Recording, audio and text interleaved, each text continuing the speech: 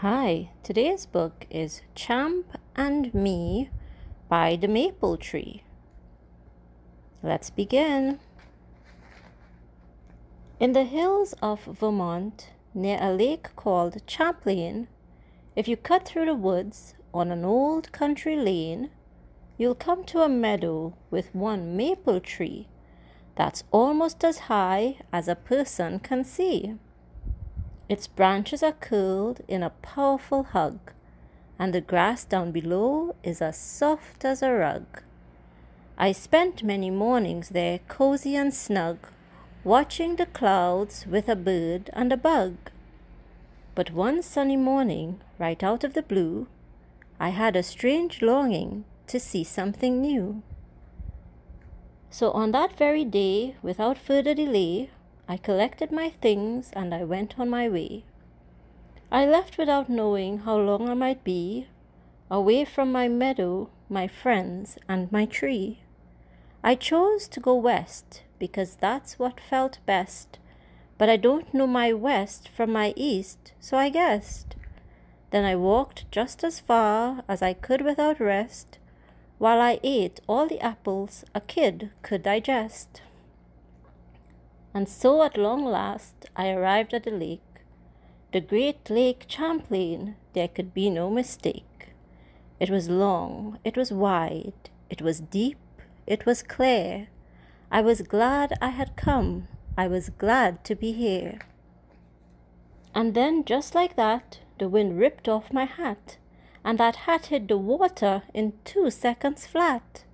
I was gonna jump in, so I put down my pack, but then something, or somebody, threw the hat back.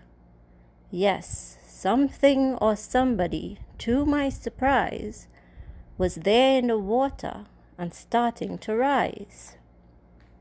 With a very long neck and 2 very large eyes, and a body that was of unusual size. He was tall as a house, he was wide as a barge. He was totally, awesomely, frightfully large. I knew who he was from his myth and his fame. Although few had seen him, we all knew his name. This could be none other than one and the same. It was Champ, the legend of old Lake Champlain.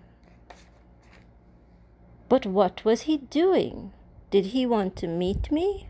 Or scare me, or chase me, or squash me and eat me? It gave me a fright, but it turned out all right, if you don't mind a dreadfully frightening height. Now riding a monster is hardly worth doing, unless you take note of the view that you're viewing.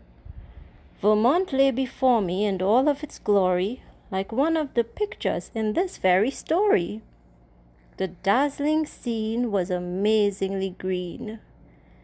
It was green far and wide, it was green in between. When I say it was green, do not doubt what I mean, because this was the greenest green you've ever seen. We dashed through the fields, past the farms and the mills.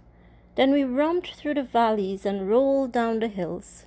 Just describing the thrills fills my body with chills, and we needed a break after 1 or 2 spills. We relaxed on the roof of an old covered bridge. We whittled some wood with the cows on the ridge. Then just before leaving, we raided the fridge. We dined on the run as we breezed through the trees, licking pure maple syrup off sharp cheddar cheese. You can search the world over and all 7 seas, but you won't find a treat that is better than these. As we finished our food and continued to roam, I was suddenly gripped by the urge to be home. Then we came to a place that was well known to me, that meadow of mine and the old maple tree. I cannot explain how the magic beast found it, but we played beside it and raced all around it. Then Champ got a hug from the bird and the bug, and we all watched the clouds from our soft grassy rug. Now I'm happy to say Champ comes back every day. He meets me out here, and it's here that we stay. From morning till night we find new ways to play, and I know for a fact that he'll be here today. If you come to Vermont, near a lake called Champlain, and you cut through the woods of an old country lane, there's a chance you will see my friend Champ and me playing happy and free by the old maple tree. The end. Thank you for reading with me. Goodbye.